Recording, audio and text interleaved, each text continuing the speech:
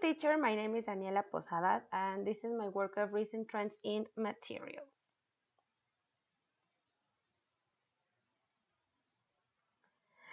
So we're going to start about talking with the course books and the key features of the course books. We're going to start with Collegiate and Slater in 1995. So they mentioned that the key feature of the courses are that they have original content and original tasks. They make use of learners' own learning and experiences, and they also have development of grammar and vocabulary.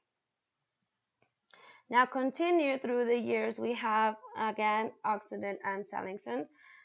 They mentioned that the key features of the course books is that they have a core, which are that the lessons which cover grammar, pronunciation, and vocabulary systems that they have. They also have systematic pronunciation and graded listening materials. They also have revision and extensions and a grammar file. Plus, they also have a word bank, active picture dictionary, which are very cool. But here, I believe that for books for Mexico, we have those not that far away. They are kind of new for us. So that now in 2004, Liz and John Source mentioned that the course books have streamlined units that have 8 pages and it makes it easy to navigate. They have also fresh and modern design. They have grammar spot highlight key areas, which is true. Up-to-date text with global appeal reflecting changing trends using sports subjects, I don't know, musicians and stuff that are appealing for the students. They have also challenging reading and listening tests. They have writing. The writing area has a separate section at the back of the book.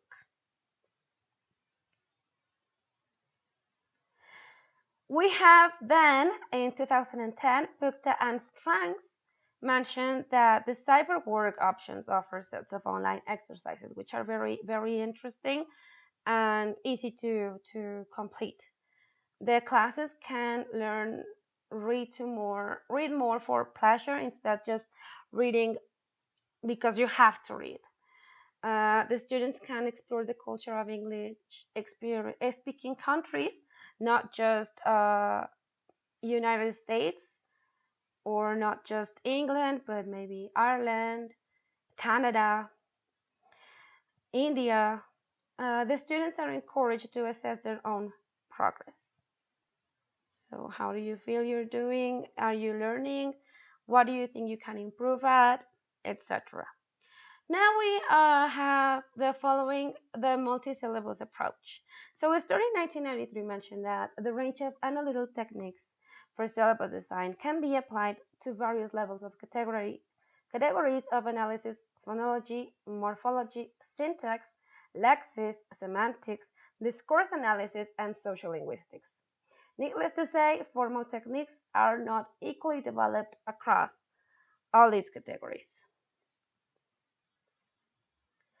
Now, as far for the lexical syllabus was concerned, a research into language processing in real time brought to light the automatic access that a skilled user of language has to lexical chunks. Top-down real-time processing could not happen at the speed it does without access to these chunks. When you stop and think, very, very interesting. You can also see it throughout my own discourse. So now we're going to talk about authentic materials of the internet. Now, this is me giving a class for my students when we were online. So another recent trend in course books has been an emphasis on the need for authentic materials, especially written text for students. There is now the recognition that language in use is the proper object of language study, and the language has to be treated above the sentence level at the level of discourse. The multi-level materials, they say that the inclusion of this is a response to factors in context.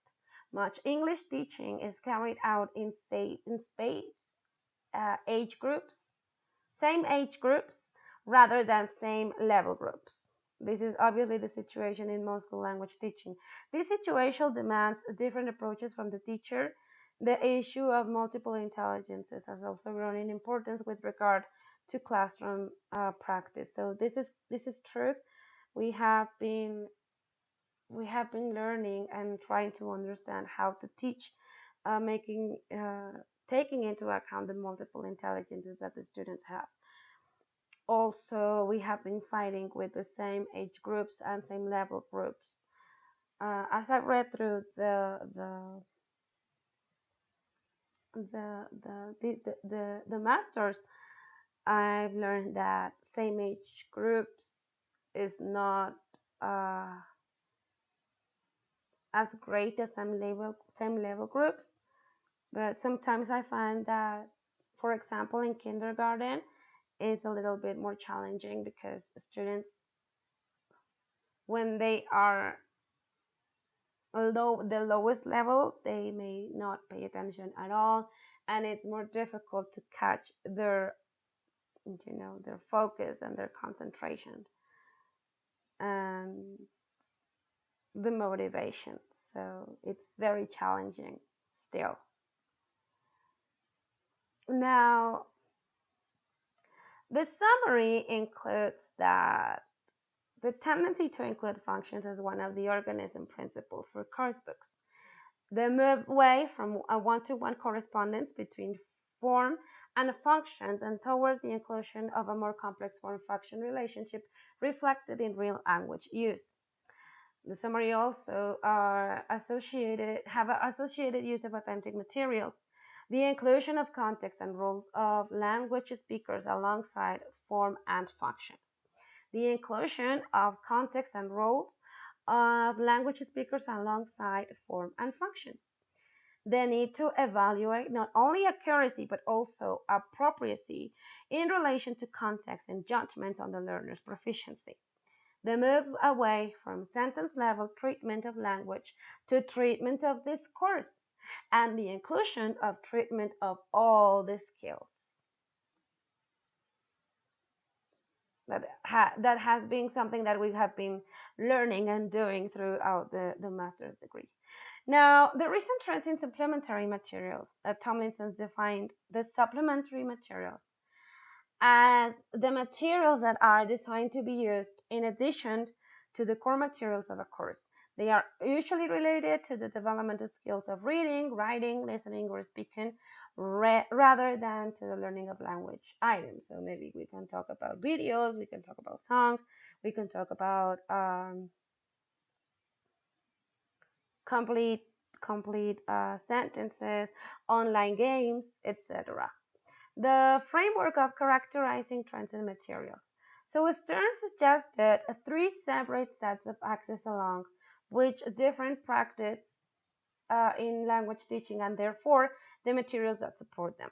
For Stern, points on each axis represented different teaching strategies. So we have intralingual, cross-lingual, explicit, implicit, and analytic exponential. So the intralingual, cross-lingual refers to the role that the first language plays in the teaching and learning of the second language. So how are you going to connect, what the words and that of the first language with what you are learning right now? So the explicit and implicit emphasizes the feasibility of analyzing the complexity of language successfully enough to use the analysis as a basis of teaching. For teaching and analytic experiential, allow us to distinguish clearly some of the trends that are present in language teaching and language teaching materials. So now we're going to watch a video of future trends in language learning.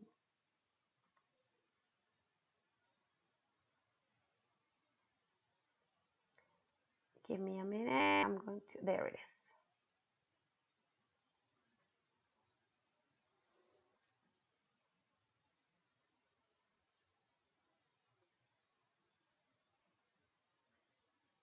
Trends affecting affecting language testing and learning over the next 3 to 5 years, I think, yeah, again, this is going to be really, really exciting, and it'll be a lot to do with artificial intelligence, machine learning, etc. So at the moment in traditional testing, what generally happens is one test is created for all users in the world. And that's fine, because if you're creating good quality tests, then that's fine. Now, some people are talking already about localized testing. Do that, we can create a test that is not the same for everybody in the world, but it may be special or bespoke for one country, one region, or context. I think where we're heading and where we really want to get to is personalized assessment. So every assessment, or this is different for every learner, every candidate.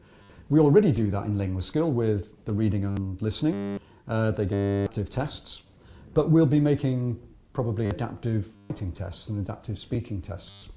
And then beyond that, I think combining assessment with learning. At the moment, they're two quite separate things, but we want to be combining those and bringing it together in learning-oriented assessment. And then actually, the next stage is making that personalised. Ultimately want to be is personalised, combined assessment and learning. So a learner of English they'll be learning online, they won't really know that they're being assessed, they'll be being assessed through the tasks that they're doing, and the system will know where they want to get to. The system can work out their strong points, their weak points, and just provide them with the next appropriate tasks to just help them along that learner journey, to help them get to where they want to do. Now, we're very lucky here because we can combine our assessment knowledge with artificial intelligence, machine learning, and that's what's going to get there. So it is very exciting, it's very challenging, it's also very possible, and we will get there. Hopefully as soon as possible. So this is it for me. Thank you very much for your attention. I leave you with a rainbow full of possibilities, and hopefully we have more materials and more items to help the students learn as how they are doing, and I hope better than that. So thank you very much, teacher. I hope to see you as soon as possible this week. I hope you like it. Thank you very much. Bye bye.